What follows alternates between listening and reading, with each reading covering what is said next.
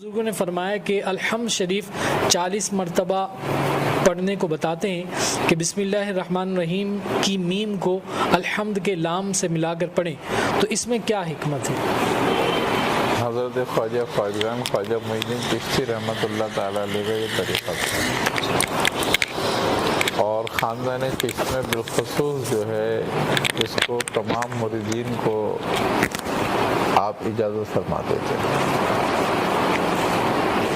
بسم اللہ الرحمن الرحیم کی میم جو ہے جب لام سے ملتی ہے تو یہ ہے وصل کے لیے، سبحان اللہ، یعنی اب وصل تو الگ الگ انداز کے ہیں نا ہر آدمی کا، طلب ہے یہ، تو بندے کو جو طلب ہوگی اس کے دل میں وہ اس کو حاصل ہو جائے گا اس سے، تو لہذا خاندان چشت کے خاص اوراد میں سے ہے، اور اس کے طریقہ کار یہ ہوتا ہے کہ اس کو فجر میں سنت اور فرضوں کے درمیان پڑھا جائے،